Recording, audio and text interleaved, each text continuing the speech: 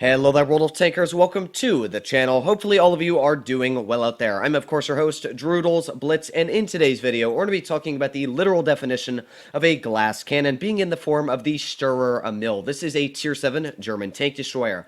Now, you may be thinking, well, it looks kind of like a Jagdtiger. It's got a very big, deadly gun. In fact, the exact same type of gun, a 12.8 centimeter, dealing 460 average damage. In fact, this may be the best gun at Tier 7 currently. Of course, the Smasher, you could argue, isn't just an overpowered tank, but I honestly think that this gun is better just for tier. The penetration is fantastic at 240 millimeters on the standard. It doesn't even get premium. That is how good the standard pen is on the tank. And as well, if you're loading high explosive, it's going to do 600 average damage. So the gun at tier 7 is absolutely demolishing to any tanks you go up against, especially since it has 2300 damage per minute.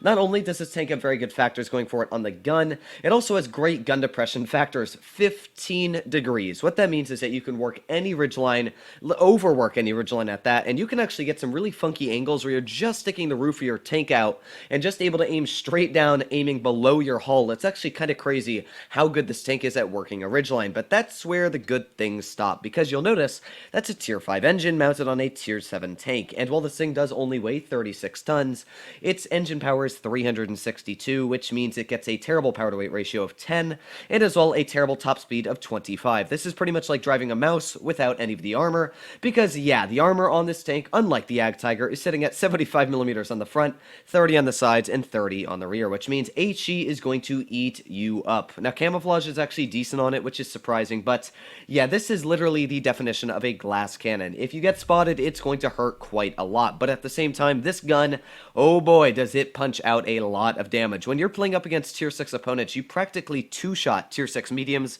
and you three-shot tier 6 heavy tanks, and while of course they may hit you back, you're easily going to outtrade them. So let's look at the vehicles that we're going to easily take apart, and ones I'm going to have to be very worried about. The Dracula, that one I can easily hit, but at the same time it's going to hurt quite a bit if it does end up hitting me in the contrary.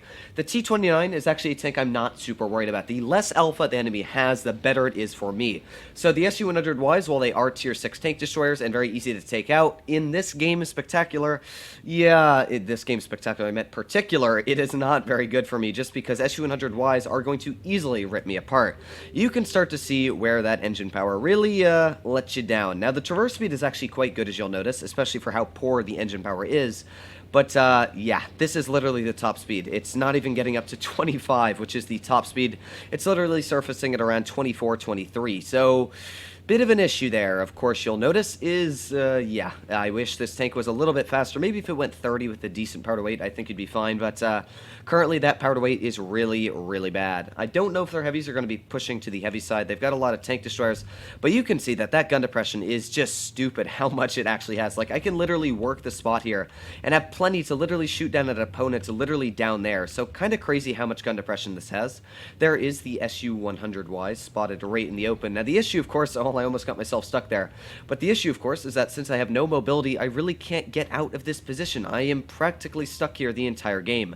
And I'm expecting that T-29 to... Oh, there's the T-29, actually. Let's see if we can get a shot into that T-29. Aim and fire.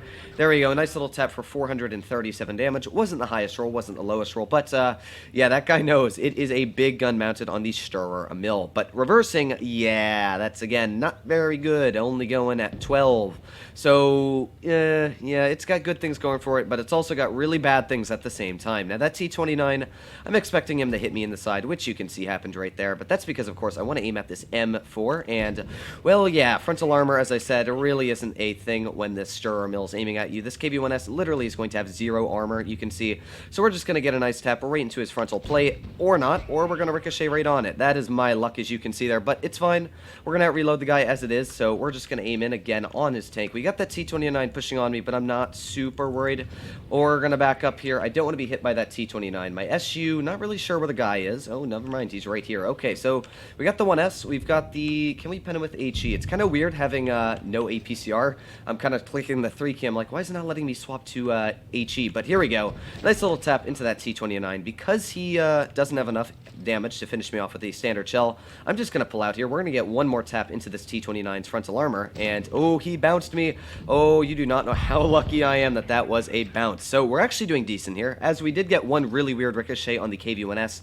That's about all we did get so far on the weird ricochets, because now we're sitting at a very respectable amount of damage, 1900. We do have that Dracula right off to the side, but you know what? This Drac, it's going to get hit quite hard by an HE shell if we can pen it, and oh, that was a low roll. Oh, but the Drac missed. That is perfect. Ram me. Yes. Thank you, SU-152. You actually finished that guy off right before he was able to ram me. So, you know what? This is actually a pretty solid game.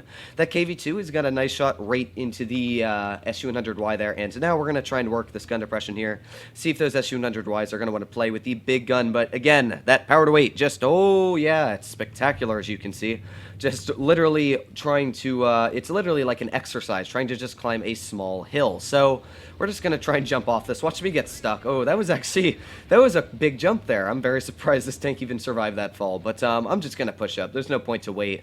I am a damage getter. I'm aggressive, and why not push aggressive in the literal glass cannon? Aim at that SU, and again, tried to click my 3 key there, the load HE, but it is very confusing only having 2 shells on this tank. With this vehicle, I wish I could set a specific keybind just to load HE, but it's not the end of the planet. This SU-152 hopefully is going to finish off this SU-100Y. I believe in you, dude. Are you going to pen it? Come on, you can do it. There you go. So a pretty nice game overall for the Sturer. I think we did about 2,500 damage there, so I can't complain. Especially, again, for running one of the weirdest tanks in the game currently. So we'll play one more game, see how it does go, of course. And I actually really like the look of it. One thing is, I actually started playing World of Tanks officially on Xbox first. And I was playing on Xbox 360, and this was the line I wanted to go for, because I always remembered that I was grinding the ARL. I wanted to go for the Foch because it had that auto-loading gun, and I always just got absolutely smashed by the RHM, just nailing me with these massive 750 damage shells, because that's of course what the average is on World of Tanks PC and Xbox.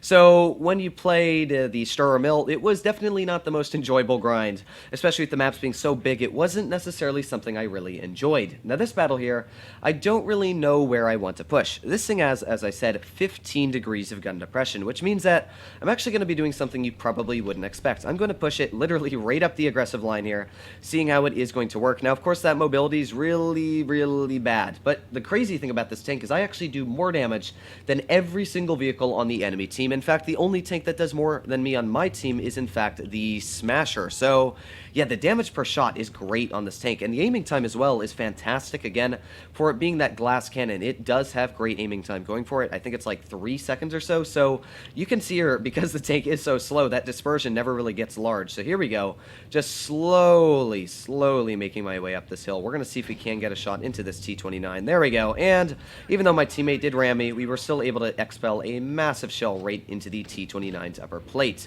So let's see if we can do this once again. This Chimera just kind of blocking me here, dude. Could you not? Thank you very much. There we go.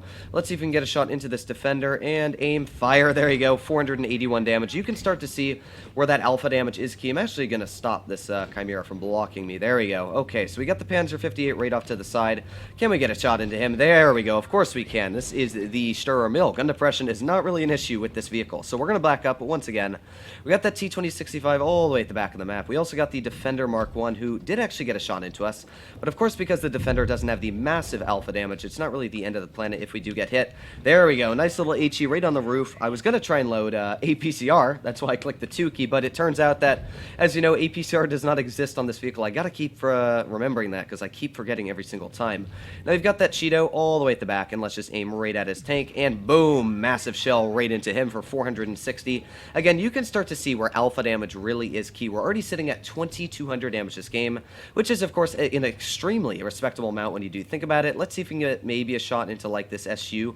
Here we go, working that gun depression. Oh, that was an unfortunate shot, though. Back up, again, just because we have so much gun depression, it's kind of stupid that we're able to work a ridge line like this, but hopefully my team doesn't blow this. I'm just going to push over this ridge here, see if we can get a shot into this SU. We did actually get hit there, but it's not the end of the planet, because we were easily able to work that spot and get a nice shot right into that SU-120-254. So the Cheeto SPG, while he did get a big beefy shell into us, doesn't look like he's going to be doing too well any longer. We've got the We got the defender. Let's see if we can get a shot into the rear of the defender. Can we pen HE? Yes, we can, right up the butt. Although, we're just going to fire standard. There's no point to load HE. It wasn't... That tank's actually got really troll side armor, so we're just going to, we're going to continue driving along here. We've got the SU-122 right here. Let's get a nice little shot right up the butt of him if we can.